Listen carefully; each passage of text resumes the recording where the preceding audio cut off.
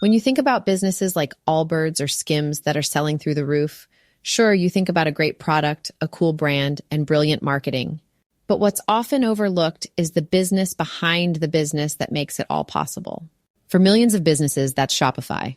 Nobody does selling better than Shopify, the home of the #1 checkout on the planet. With Shop Pay, you can boost conversions by up to 50%, meaning fewer abandoned carts and way more sales. Whether your customers are scrolling online, strolling through your store, or browsing social media, Shopify ensures you're ready to sell wherever they are. It's no secret, businesses that want to grow, grow with Shopify. Upgrade your business and get the same checkout Allbirds uses. Sign up for your $1 per month trial period at shopify.com/DAX, all lowercase. Go to shopify.com/DAX to upgrade your selling today. Shopify.com/DAX. O'Reilly. Check engine light on? Take the guesswork out of your check engine light with O'Reilly Veriscan. It's free and provides a report with solutions based on over 650 million vehicle scans verified by ASE certified master technicians. And if you need help, we can recommend a shop for you. Ask for O'Reilly Veriscan today. O'Reilly Auto Parts.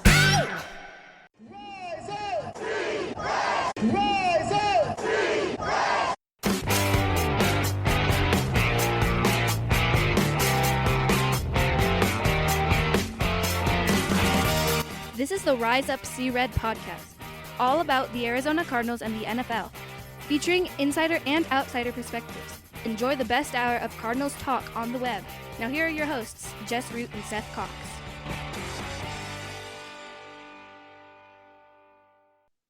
Arizona Cardinals fans, and welcome to the latest edition of the Rise Up See Red podcast, the best hour of Cardinals talk on the web. I'm your host, Jess Root from CardsWire.com, the USA Today NFL Wire site that covers your Arizona Cardinals.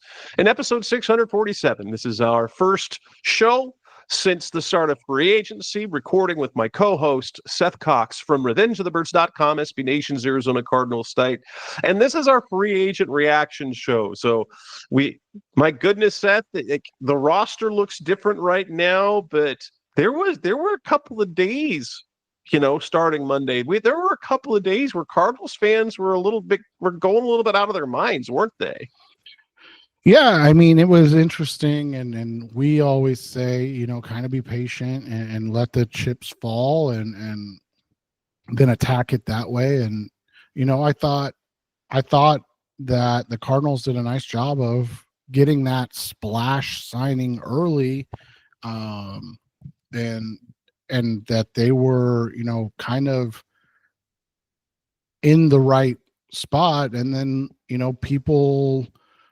And I get it. I mean, people really wanted to see this team go all in, so to speak. And it's like, that doesn't really happen like that. Like, even last year, the team that won the Super Bowl, right? They hit a couple home runs in free agency, but it's not like they overspent for Saquon Barkley or Zach Bond. In fact, they had to up them because they played so well in the system that now they're like, okay, now we have to pay you in accordance. And then that's kind of how free agency is supposed to work, right? Like you don't want to go get the guys. I mean, think about last year. Who was the guy everybody wanted the Cardinals to get? Christian Wilkins, right? Yes. Didn't pan out for Las Vegas. Now, doesn't mean he won't pan out this year, and doesn't mean he won't be a fantastic asset for the Raiders, but definitely wasn't worth the contract and everything that he signed thus far. And so that's kind of what free agency is, right? It's a lot of wish casting. It's a lot of, I want to see my team do something big. And then when reality hits or when it doesn't occur, we get a lot of hand wringing. We get a lot of, they're just sitting on their hands. They're not even trying this, the owner's incompetent, the GM's incompetent, this and that and the other. And it's like, well, no, we just got to kind of let everything play out. And, on day 2, or I guess technically the first day of actual free agency, they kind of hit it out of the park, right? They did. And that's the thing is, like,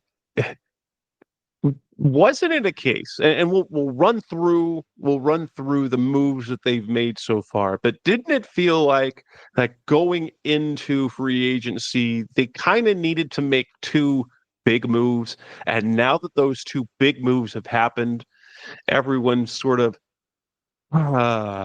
this okay. We're not doing nothing. It's not a disappointment. Is that what it was that they got the one big signing, but missed out on a couple of others. But then landing this other guy, defensive tackle Dalvin Tomlinson, by adding him, that sort of put everyone back into, okay, we are doing something. Yeah, I think so. And I mean, we talked about it last week. We knew. I mean, and again, pulling back the curtain just a touch here, we knew from people we trusted, they had their eyes set on three big fish. They were in heavy on Josh Sweat, obviously, who is their prize of the free agent class.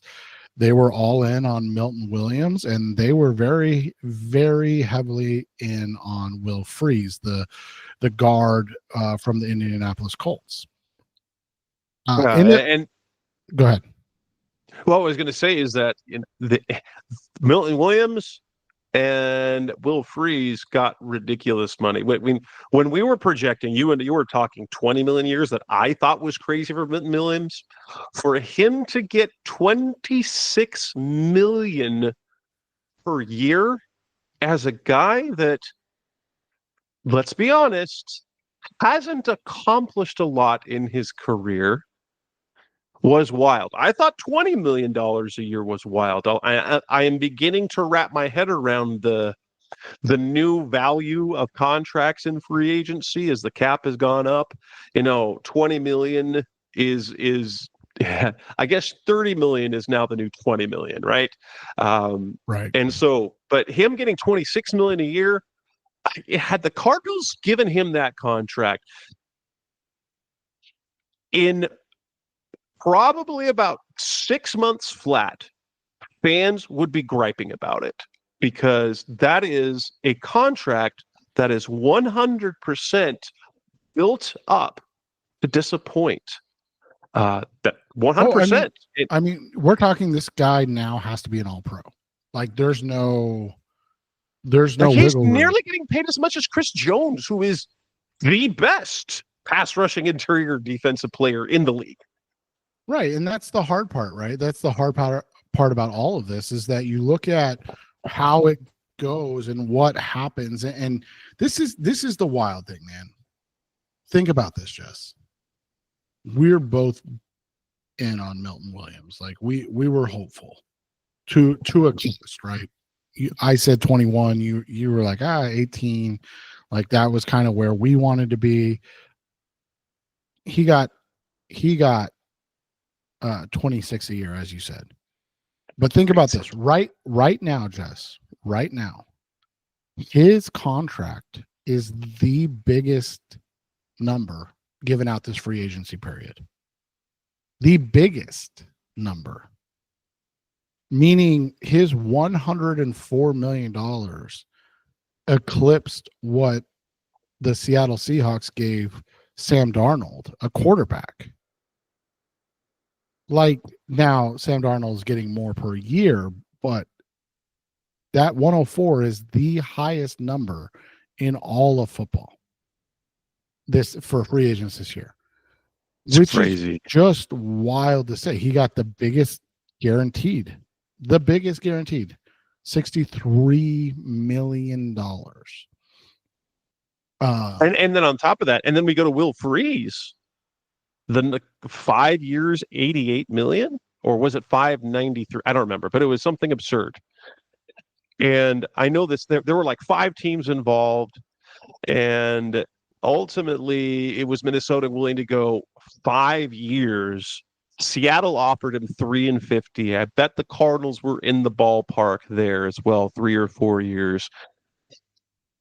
But if you're going to throw that, and Minnesota is in the loading the roster phase, because they basically have a rookie quarterback. And they're going all in with the rookie. And so you have to put all the talent everywhere else. Well, not just that, Jess, but we also see what happens, right? There hasn't been a team that's been more competitive and better than the San Francisco 49ers the last 3 years. And that doesn't mean that it's over, and I don't want it to come off this way, but that's over, right? Like that window, they have to build a new door, build a new house. Like, if you haven't paid attention, like, they're left with Brock Purdy, ACL torn Brandon Ayuk, George Kittle, and then DeMarcus Robinson, Deebo Samuel out, Kyle Juszczyk out, Aaron Banks out, Jalen Moore out, Javon Hargrave out, Dre Greenlaw, Charvarius Ward, Talanoa Hufanga. So much of that team gone. They have to reload. They have to. Yeah, and they still haven't even paid Purdy yet, and it sounds like those negotiations aren't going well, which is another situation, which is right? par for the course for the 49ers and their guys. This will be gross until training camp. That's how it was with Bosa. It's how it was with Ayuk. It's how it was with Deebo. The only one who wasn't like cantankerous, I think, was George Kittle, but it took a while. But even Trent Williams was a hold-in, remember? Even and Trent Williams was at that point arguably the best football player in the NFL, and they're like still. So yeah, I mean it's that's how it goes, and so that's the thing that you have to remember or have to look at. The Vikings are in a situation right now where they're saying, like, we basically want this to be the best team possible regardless of who the quarterback is, and we're just gonna hope and hope like hell that JJ McCarthy's the answer. But it's wild to think that Will Freeze, and they don't have his guarantees in yet, and I'm really interested to see what that looks like. What that ends up looking like, because $88 million is absurd. And again, I don't want to come off as like anything, or Jess and I are never, ever, ever about going in players' pockets. Get paid. We don't care. Yes. We 100% are glad these players are getting paid all the money. But do we want our teams to pay that much for those players? That's a different story, because you have to manage the cap and the roster. Well, but Jess, think about this. Like, think about some of these numbers that we're seeing, man. Like, you go to the offensive line, right? And Will Freeze, I mean, he's getting paid like Quentin Nelson and Chris Lindstrom. And again, I'm not like, I like Will Freeze. I thought he was a nice player. I thought he would have been a great addition. Like, you can't justify in any way, shape, or form paying a guy that's coming off an injury that only played 5 games last year, being one of the highest. I mean, he's literally just below Robert Hunt now in terms of cost per year. That's insane to me. Like, it's just absurd to me, and that's all, that's just offensive line, right? Like, but to see him as the 6th highest paid offensive guard in the NFL, you just look at it and you go, what? Like, Will Freeze? He better be healthy all year, and he better be great. He better be great, because otherwise. And then you look at Milton. To your point, like, you look at Milton Williams, man. Milton Williams is the 4th highest paid defensive lineman in the NFL. The 4th in terms of AAV, average per year. Like, again, we're big fans of Milton Williams. We wanted that to work out, but we had, and this isn't hindsight. You can go back and listen to Jess and I's conversations. Like, we both had questions. We straight up had questions. But the fact that you're going to pay him the same thing as you're paying him more than Dexter Lawrence. Like you're paying him like that. And I get salaries escalate and I understand all that, but I mean, we're talking about a guy that literally has never played more than 50% of snaps in his career. And now he is the fourth highest paid defensive lineman in the NFL. Like that's where, and I get it. You nailed it. The acceleration of the money, the cap. But I mean, Dexter Lawrence is a year older. He's a 3-time Pro Bowler. He's a 2-time All-Pro. He finished top 10 in Defensive Player of the Year voting. He's coming off a 9-sack season. Like, and Dexter Lawrence, who's much, much larger than Milton Williams, by the way, has never played less than 60% of the snaps in the league ever. And last year he played 73% of the snaps he was available to play. Like that's what you're paying for, right? Like that's the expectation now. And we would have had this exact same conversation and we would have had this exact same dialogue if it was the Cardinals, because it'd be like, look, he's got to play more than 60% of the snaps. He has to.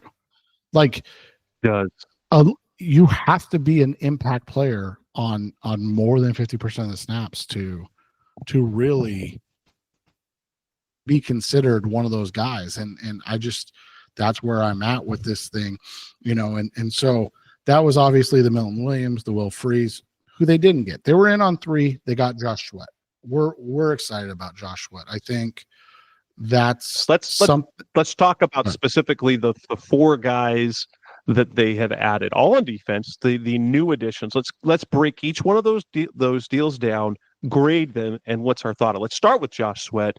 4 years, $76.4 million, so he's getting $19.1 million per year.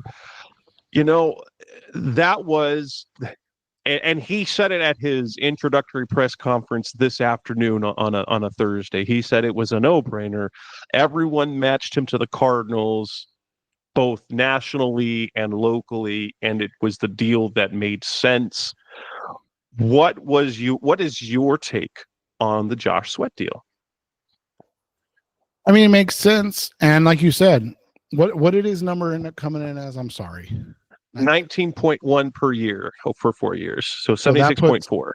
So that puts him at 15th in the NFL, and that doesn't include guys that have been signed this year. I don't know how many defensive ends or edge guys have been, signed above him.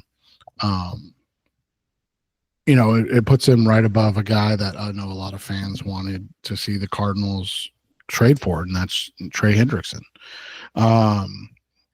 So I thought when you look at it, is he a top 15 pass rusher in the NFL? Probably not, right? Like, we can always be honest about how these things work out. I thought last year 8 sacks, 15 quarterback hits, 9 tackles for loss. Like it was a little bit of a down year in terms of production for Sweat, but he did that and then really, really turned up the juice in the playoffs. And that's, we can look at that and see how well he played in the playoffs and in that playoff run, right? This year, you're talking about a guy that played in outside of the Washington game where they were just, blitzing, or not blitzing, but literally, but, blitzing the Commanders the whole game, and it wasn't really competitive. He played over 77% of the snaps in the playoffs. So he went from a 62% snap player to over 77% of the snaps in the Super Bowl, where he was maybe the best defensive player on the field. He played 82% of the snaps. He looked fantastic. He looked fresh. Obviously the 2.5 sacks, the 2 tackles for loss, 2 or 3 quarterback hits on top of that. Now, obviously, that's not the expectation. We're not expecting 35 sacks. I mean, that'd be wonderful, right? But even 12 sacks would do. But it's It's the consistent presence that we're hoping he provides that you're paying for. And you and I were kind of talking about it off the air, and then obviously we talked a little bit about it here. That $30 million a year, or that $20 million a year now is a $30 million a year contract. So looking at him at 19 plus million a year, it's not crazy. I mean, you're talking a couple years ago, you're talking about a $15 million a year contract, right? So it's not anything crazy. It's a good number. I feel like he's in the right position, the right spot, and he gives the Cardinals a chance to be, a really competitive pass rush this year, along with some of their other moves that they were able to make. Yeah. What would you grade the move? If you have to give it a letter grade. I'll give you mine in a second, but I want to hear what's your take on that overall. I thought it was I think it's a B. Like, an A is a guy that is one, let's be honest, that doesn't hit the market, right? A guys are the ones that don't hit the market. But I think the money's an A. I think the players probably a very solid B level player. We know he's not an elite pass rusher. We're not paying that toll, but he is a very good pass rusher, a very consistent pass rusher, and he gives them a presence that they've lacked, and it fills what one of their top two needs that they had going into it. They didn't overpay, they didn't overextend themselves in any way, and they got an excellent football player. I can't give it anything less than a B. I personally gave this, and it's because I'm being slightly more cautious, and also I'm worried. I'm thinking about the fan perspective, because I don't think everyone is quite made the money shift that 20 million, like 30 million is now what 20 million was like 2.5 years ago. But I gave this grade this move a C, because this has a high possibility for disappointment, not bust, but disappointment. At $19 million a year, like, fans are going to want to see 10, 11 sacks. And if he has 7 or 8, which is probably what that contract now is worth in terms of today's NFL market, I think it's going to feel disappointing. But yeah, and so he believes he wants to take the next level. I think he wants to be a double-digit sack guy. He's had it once, but I'm a little more cautious about it, because now he's also on a defense where he doesn't have nearly the elite talent on the interior or even on the outside, because last year, Nolan, what's his name? Nolan Smith, yeah. Jalen Carter. Nolan Smith. You had Nolan Smith emerge. Before that, you had Hassan Reddick. You've always had Brandon Graham. So he's never had to be he's always been a consistent performer. Like, he's been on the field a lot, but he's never had to be the guy. And now he's being paid like the guy. I think if he has 8+ every year, but if it goes lower than that, I think it's going to be. This has the potential to be an A contract. It does, especially if we see how we see the contracts go in the years to come.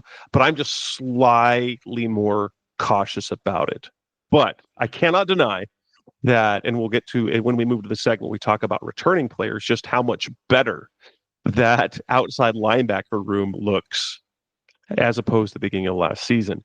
Let's move on to deal number 2, the big one, before we moved on to the 2 smaller ones. And this was the one that was the surprise, after the Cardinals swung and missed for Milton Williams, and, then defensive tackle here, getting signed up, Drevon Hargrave lines elsewhere, all these other names get swooped up elsewhere.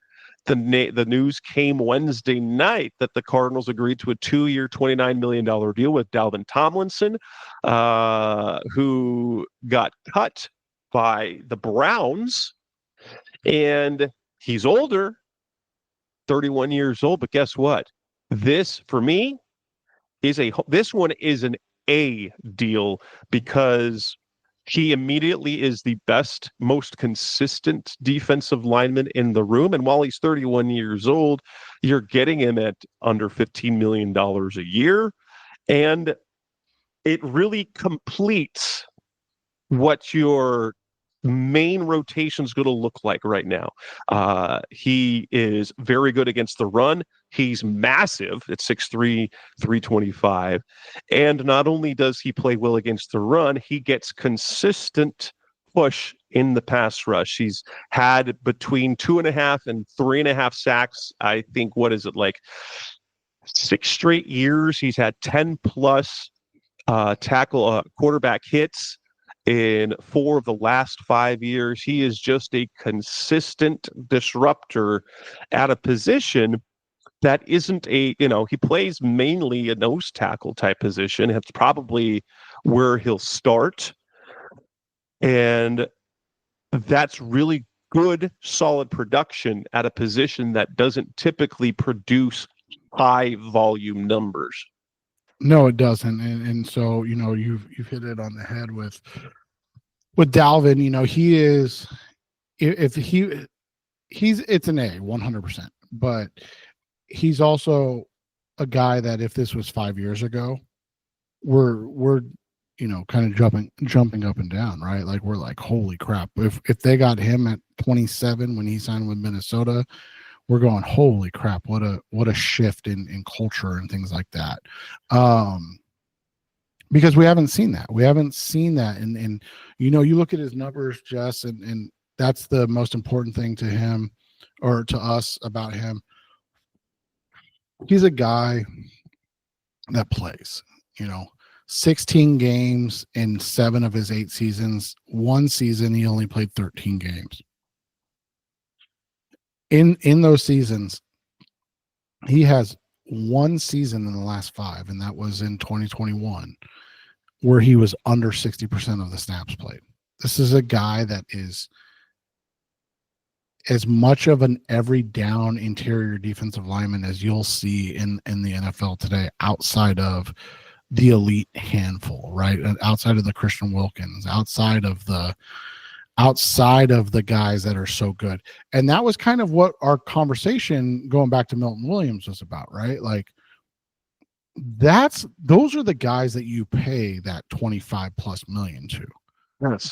Guys that are playing, and let's be honest, like even 60% of the snaps, and like you said, the reason this is an A signing is because the contract matches the expectations, right? Like you said, it's hard with the Sweat signing to wrap your head around. He's almost getting 20 million a year when he's an 8 sack a year guy, but that's kind of where the inflation has come in at. But for Dalvin, he's getting paid what he should, because those 60 to 70% snap guys, those are the guys that are not the sexy signings. They're the guys that do the dirty work, that are in consistently. And then if you do get pass rush, if you end up with 3 sacks and 18 quarterback hits, right? Career high in quarterback hits, by the way, last year. If you get that from him, then it's just a bonus. But he is an anchor in the middle of the defense. He is exactly what this team has needed. And then the other thing, Jess, and we'll talk about this more in the next couple of weeks once we start really diving into the draft. But what is the one thing that you and I have kind of intimated over the last several years about drafting, especially interior defensive linemen? They don't play a lot early, and it takes them 2 to 3 seasons to get used to the NFL. The Cardinals have now, in a brilliant way, got themselves in a position where they don't have to worry about it because they have Dalvin Tomlinson. So, well, and on top of that, by the way, I know you fans are upset about this. The Cardinals 100% want and are comfortable with Justin Jones and Bilal Nichols on this defensive line. They're not down on them. They just got hurt. And now you've got 3 27-year-old plus established, consistent, veteran, productive defensive linemen in Nichols, Justin Jones, and Dalvin Tomlinson. That is a very good core. Adding to it Darius Robinson, adding the potential of Dante Stills, and then adding, as we're going to talk about, the return of LJ Collier. Well, but think about this, just to that point.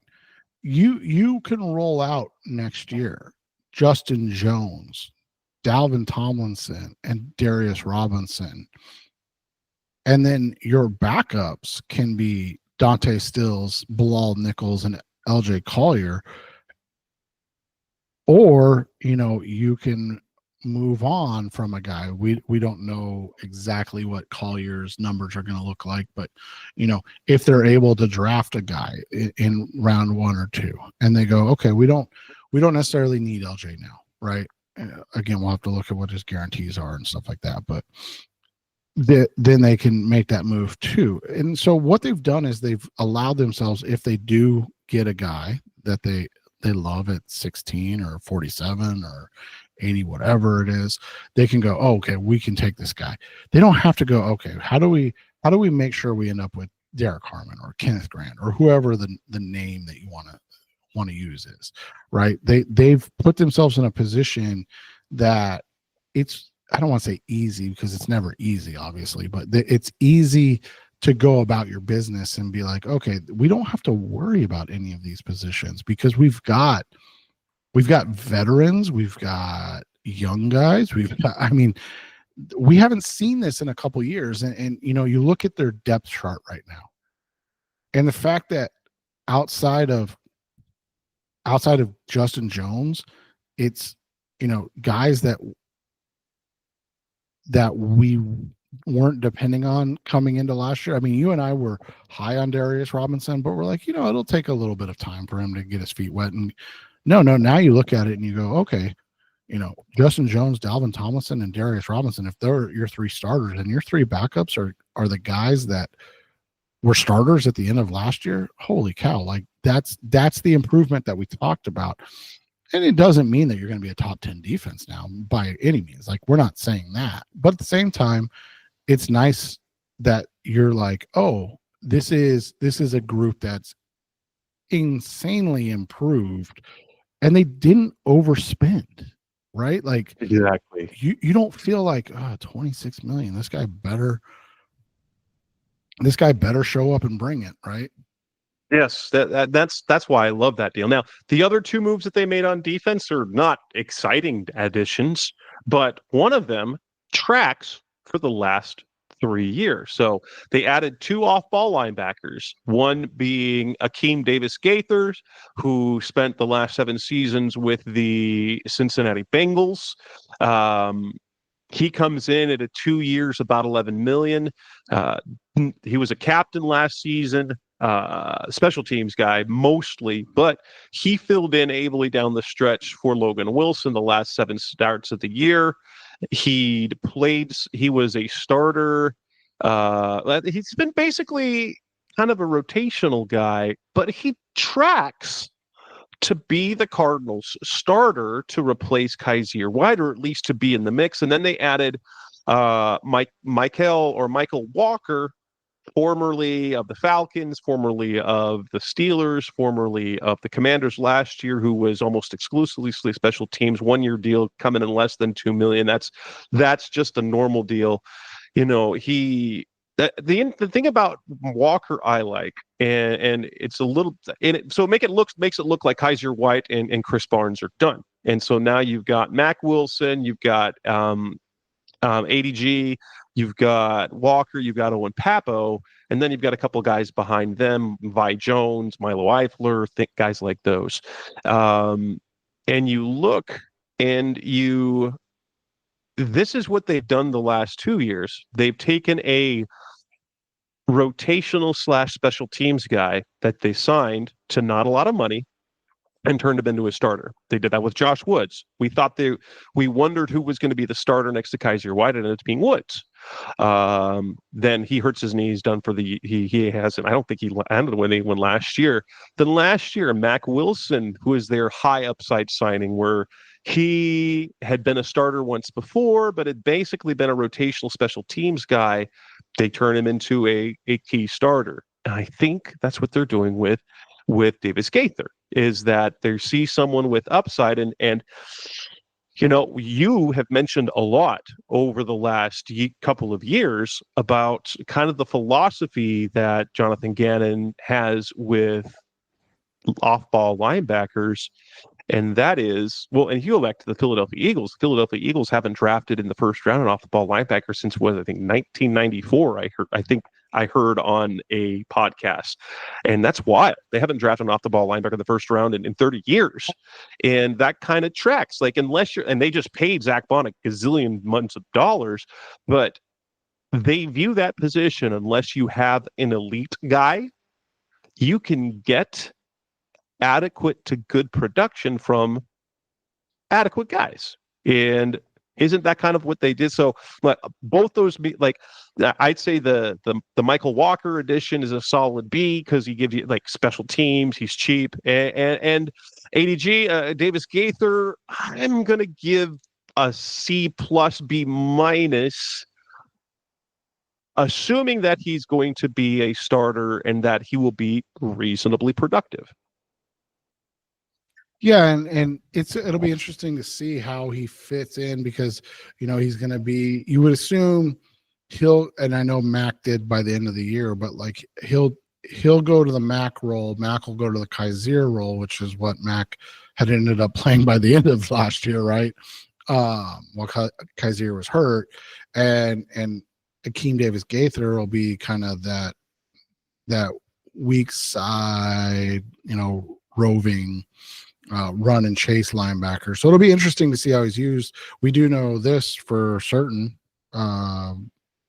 Davis Gaither and Wilson are going to have a much easier time with Dalvin Tomlinson in front of them. So I don't yes. I don't think people realize how important that is too, right? Like guys are able to play at a faster and a little more free rate when you're talking about just running and chasing, having those guys in front of them. So it'll be interesting to see how all that works, but we'll see where this ends up. I mean, you had a decent-ish year last year. If I go back and look, and I think I saw it, and I'm going to double check myself right now, but I think Devin Bush Jr., who was the linebacker for the Browns, so obviously playing behind Tomlinson, I think Devin Bush was had the highest run stop rate in the NFL. And again, is that because Devin Bush, who was a failed first round pick for the Steelers, all of a sudden got better? Or was it because, so Bush posted an 86.4 run defense grade, and he 12th best run defensive linebacker in the NFL last year. That's and don't get me wrong, Devin Bush, hell of a player, did a nice job. That is a Dalvin Tomlinson statistic, and so that's good. My point being on that is Mac Wilson, we already saw how well he played last year. Now you get Akeem Davis Gaither, who, people will tell you he wasn't great against the run. But guess what? It's a lot easier to do when you have Dalvin Tomlinson in front of you. It just is. That's true. I forgot. I've been saying before, guys. There was a fifth contract addition that was obvious that I completely overlooked for some reason, but it was not on defense. The other one, Jacoby Brissett, backup quarterback, 2 years, $12.5 million. Wow, because they really invested in the backup spot this year. And we were saying off the air, what I think they tried to with Desmond Ridder last year, but they were trying to get someone reasonably inexpensive. And that's why they traded for Ridder rather than spending the $10 million that it would cost to get a backup quarterback. And in fairness, Jacoby Brissett has been on the Cardinals' radar for each of the last 2 years, but he was still looking for starting opportunities because after 2022, he wanted to start. And so he goes to Washington, and then he goes to New England as well. But, and now I think he's reached the point in his career. He's like, okay, I'm a backup. But they invested money in the backup position. And I think that this says a lot about what the Cardinals are expecting the season to be. Last year, they expected to be better, but they didn't expect to be really, really good because they knew. They had to know. If Kyler gets hurt and you're playing with Clayton Tune, this year they're not, and this what it also tells me what they think about Tune. They don't think that Tune is the guy, right? He's not the guy that you can count on, and so they're investing more money in that backup spot. That if someone is needed when Kyler Murray misses a game or two, you've got a guy who's reliable, Colt McCoy-ish in that sense, who's done it a lot. He's got over 50 starts for his career. He doesn't have a very good record. He's 19-34 in his 53 career starts, but he can get you through a game or a week or two, and you don't feel like the season's going to fall apart. Right, exactly. And that's the goal of the backup quarterback. And, it's the best investment that you never want to have to see used, right? Like, you're very hopeful that this group we just never see him play.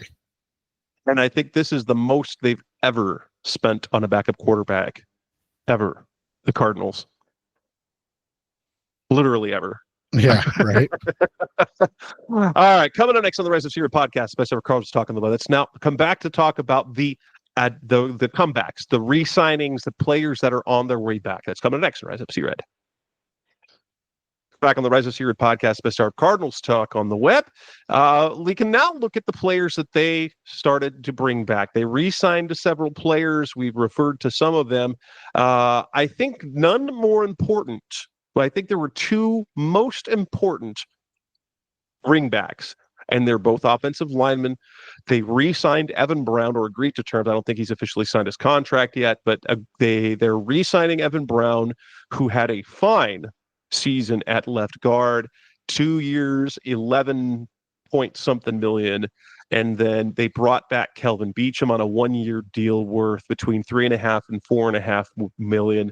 And we knew that they needed to do something about the backup tackle position, because were you going to go into next season with Christian Jones? That's risky business, even if he's going to be good. And the fact that you got Jonah Williams coming off a knee injury, and then you have two starting jobs at guard really up for grabs where they're empty, and you bring back Brown. And as great as Will Freeze is, I absolutely love the 2 year re-signing of Evan Brown, much like we both loved when they brought back Will Hernandez 2 years ago on a similar type deal.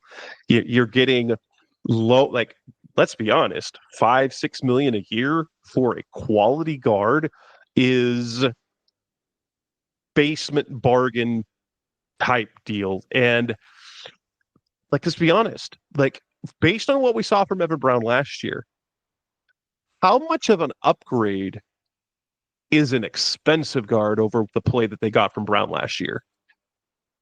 I mean, that's the question, right? Like, how much of an upgrade would Will Freeze have been?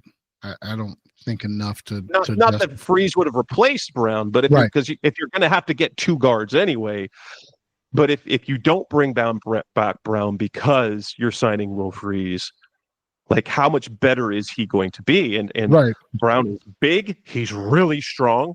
He played really well at guard and can be a starting level center as well. So he gives you position versatility should anything happen to Yilda Froholt, even they've got John Gaines and stuff like that. You have someone who's been but then a multi-year starter at now 3 different positions on the offensive line. Yeah, and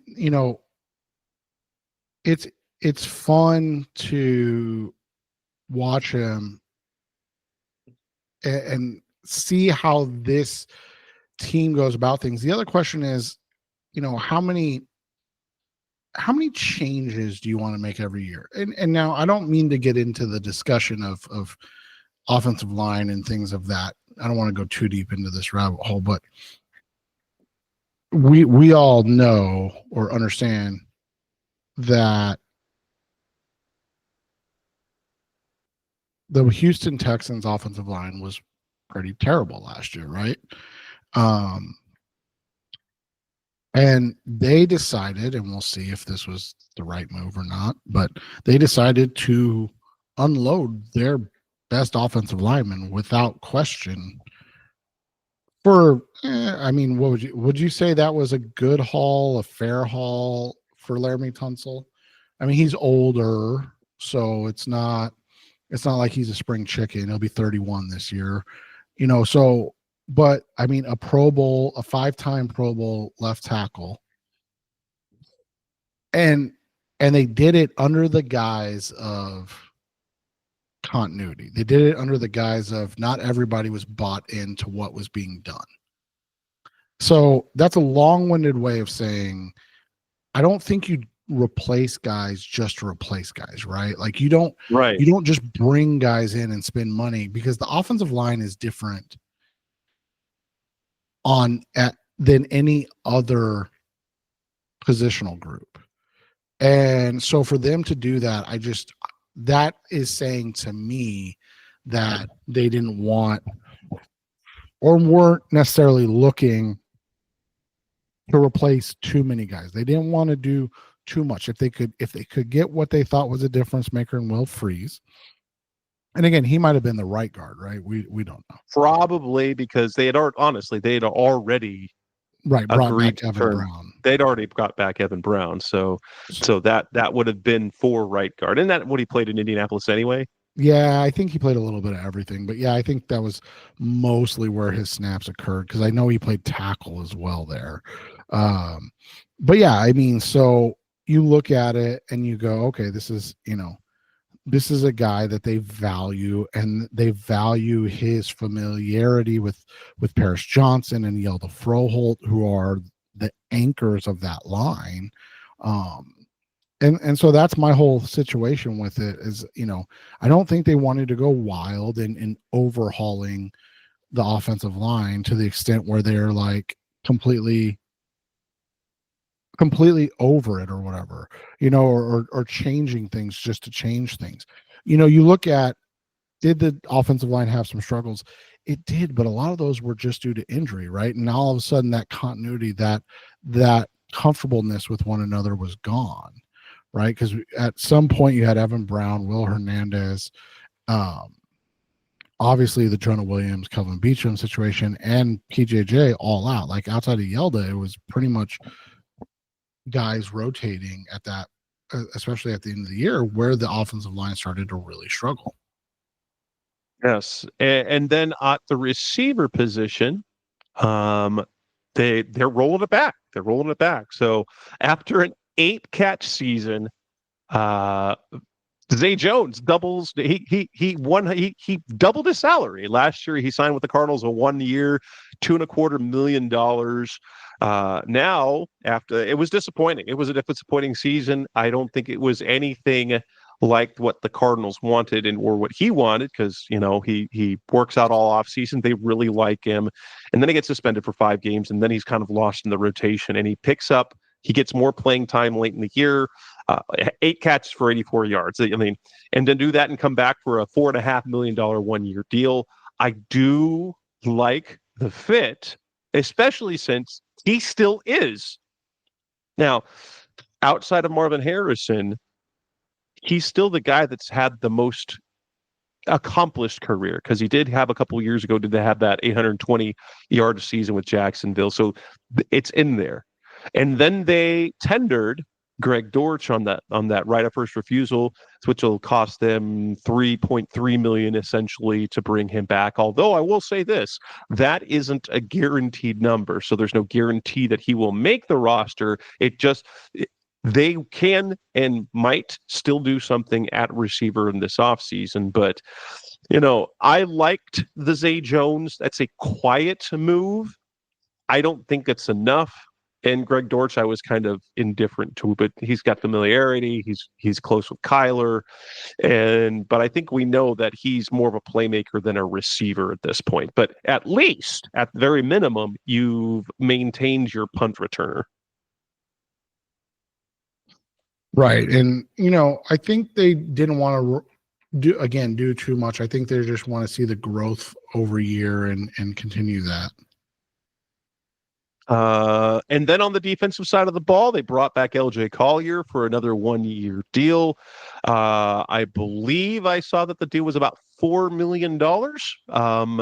I can't remember off the top of my head, but I believe it's a $4.5 million deal, which is a pretty good deal coming off of basically 2 minimum contracts that he had the last 2 seasons.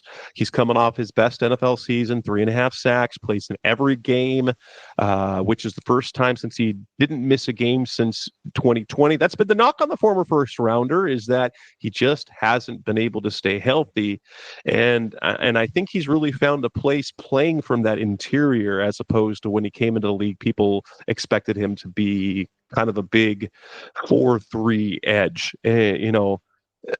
Coming in at 290 pounds, he's better rushing from the interior. He was disruptive. He wasn't consistent, but he had a really good stretch in the middle part of the season where he was quite disruptive. And I think that was really good to see. He becomes a good rotational guy. That is a really solid add. Yeah, and when you look at the depth, that's what we've been talking about, right? Like they, by the end of the season, let's be honest, they had street free agents playing, but when you're talking about guys that had to start last year and Dante Stills and LJ Collier now being the lead backups, and they're still going to play probably the same amount of snaps too, right? Like they're probably still going to get that 30 to 40%. 30 to 40%, yeah. But now they're doing it as like, and Collier did spend about 54% last year, so his role will probably be slightly reduced. But I mean, if that leads to the same type of production where you're talking about a guy with 3 to 4 sacks, 4 to 5 tackles for loss, and 6 to 8 quarterback hits, you're like, sign me up.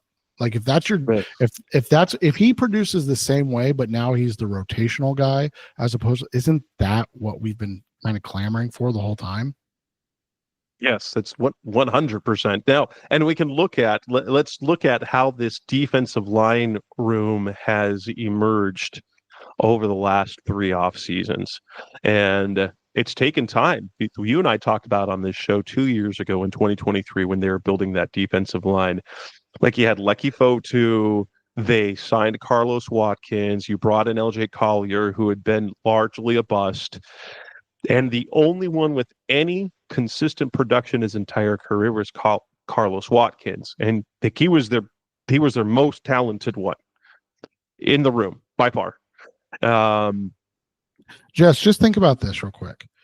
In 23, as you're stating, the end of the 23 season, their starters were Jonathan Ledbetter, Roy Lopez, which, by the way, we need to say congrats, Roy. Awesome. So cool to see you get a big contract for the first time in your career. Like sad to see him go, but I genuinely could not be happier for the guy, right? But Roy Lopez and Kevin Strong, those were their starters, just. And again, I don't mean to sound really rude, but like Jonathan didn't play last year, neither did Kevin Strong. Like they didn't play. They're out of the league. Like that's who were the starters in December football games, right? And then last year you look at it and you go, okay, again, we like these guys. They work their butts off. They're great teammates. Like it's never personal when we talk about this. But the reality is, when you're looking at stuff and you see that you have guys like Dante Stills, who we like, but he's clearly a rotational guy. Like that's a rotational lineman. That's not a guy that you want as your starter.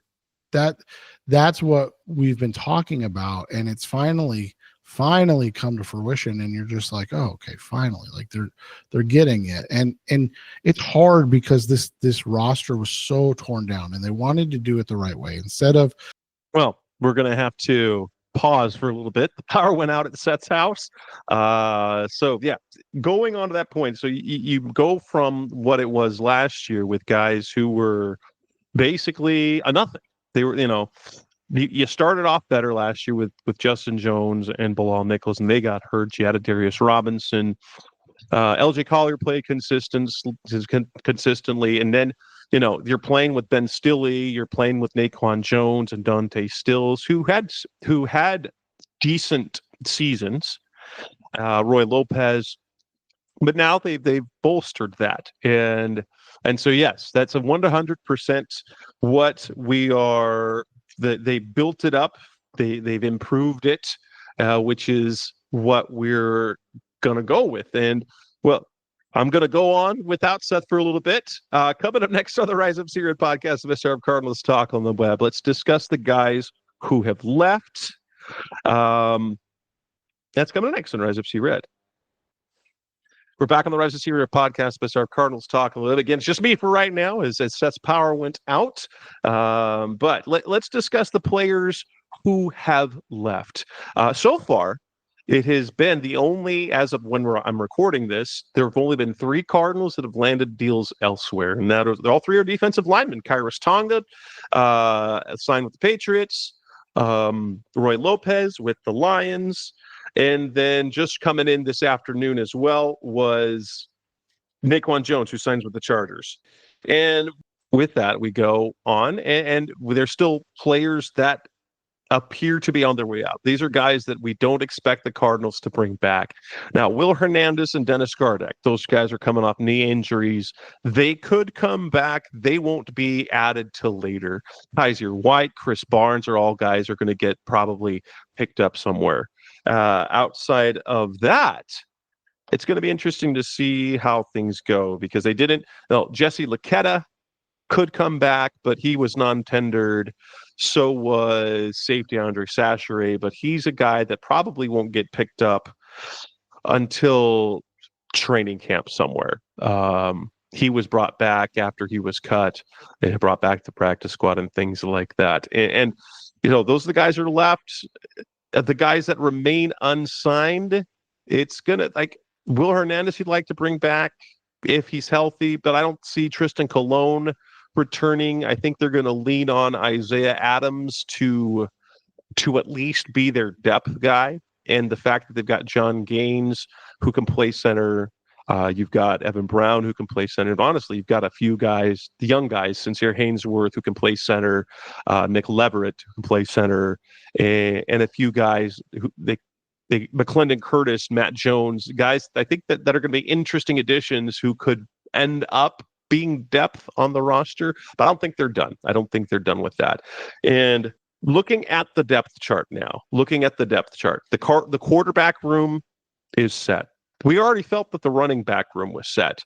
At receiver, they could still add a receiver or two, whether that's drafted, whether that's a veteran. There's some names out there. You could go with like a Keenan Allen. Cooper Kupp would be a fantastic add as well. You feel that there's still work to be done at receiver. Tight end, we didn't feel there was an issue at all. They could add a guard, whether it's a fringe starter, like a guy who has starting experience, who could be a backup, to where if he ends up starting good, if it's Isaiah Adams starting good, or if they draft a guy who could play guard, that's good as well. I think the defensive line is basically set. You could see them adding a low end minimum veteran type guy, kind of like what they did with Kairos Tonga last year, that sort of quality of signing on the defensive line. At the edge, I think they're all set. And I failed to mention the re-signing of Baron Browning, a deal that I am also very high on, especially at the price.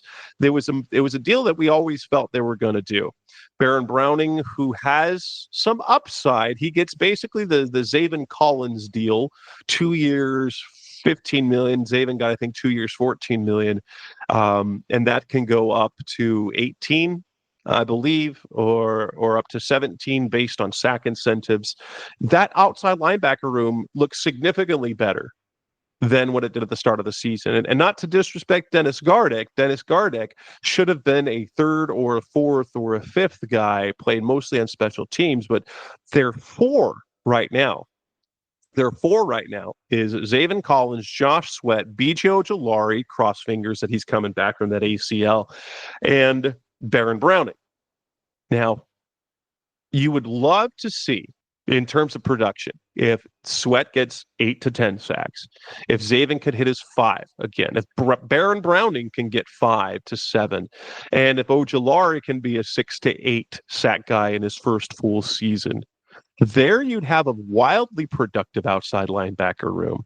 And then on top of that, you get Xavier Thomas back, the fifth-round rookie last year, who showed a little bit of promise, but we'll have to wait and see. He's a guy you could easily replace. I think they're done at inside linebacker as well. They've got depth guys. They've got Owen Papo, and then they added the 2 veterans in Akeem Davis-Gaithers and Michael Walker.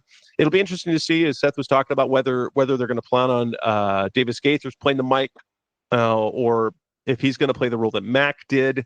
Mac Wilson, who could play the mic, that's what he started in the league as, or if he'll play that rotation, the guy that can play multiple spots where he can rush the edge, things like that. It'd be interesting to see how they go with that. Cornerback's an interesting thing. I just ran across a tweet that said that they're hosting Asante Samuel. It's a position where Seth and I have felt that they don't have to do anything at, but it would never hurt to add someone because, you've got Sean Murphy-Bunting. He's going to be here. You've got Garrett Williams. He's great. And you've got Max Melton and Start Thomas, where you feel good about one of those. And Max should push into a starting role or a much more significant role than he had last year. If you have someone who can replace Start Thomas, be better than him, where you're pushing Max Melton for playing time, fantastic. Or if it pushes Thomas into the Keitrell Clark mold, where he's playing more special teams, also, nothing wrong with that. But it would be an interesting addition to see them add someone at cornerback like Asante Samuel or Jair Alexander. It depends on what the money will be, obviously. They're already set at safety. They're set on the specialists. And so that's totally all right.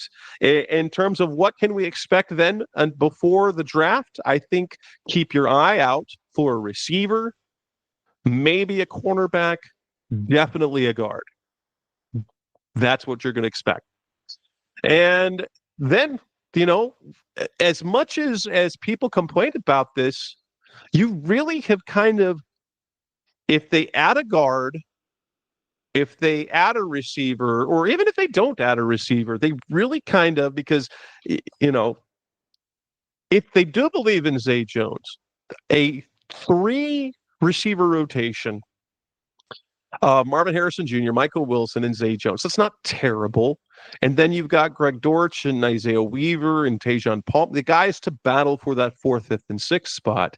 When you already know that your tight end, Trey McBride's probably going to be your number 1, so you're going to have 2 number 1 receivers in McBride and Harrison. What you kind of want to see is 2 guys, so like having both of those guys hit 1,000 yards, have someone else hit at least 800, or have 2 guys over, like in between the 6 to 800 range. And then you've got a really, really productive passing game.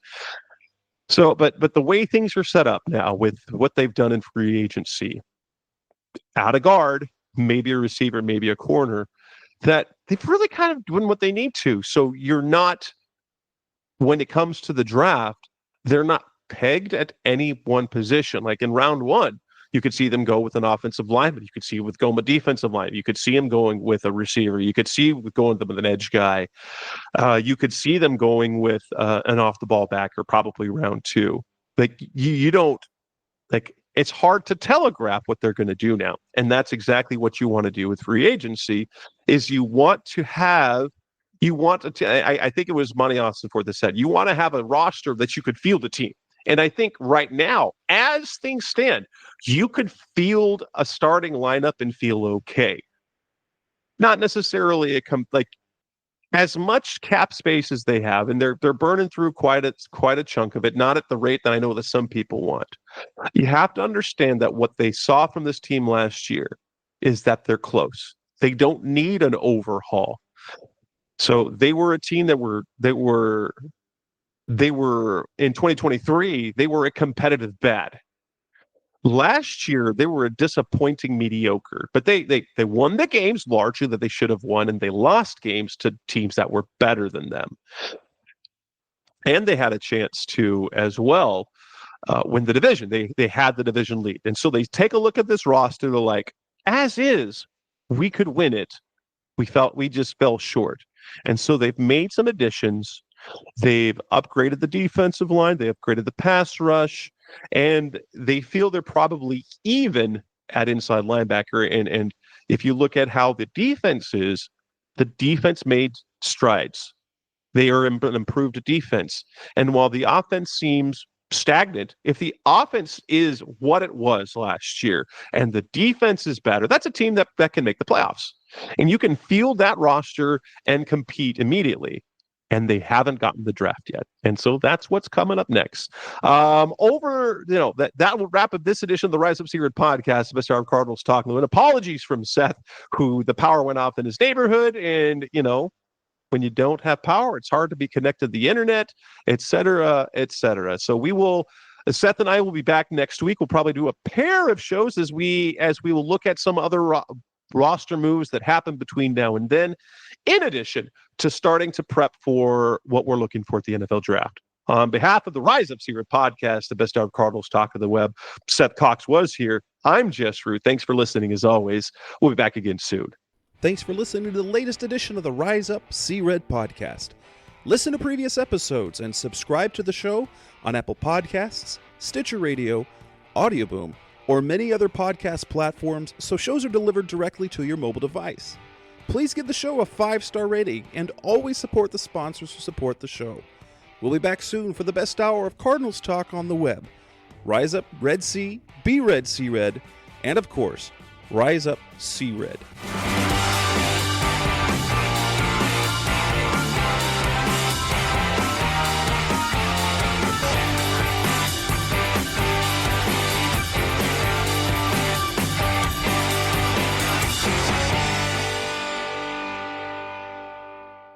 Roll!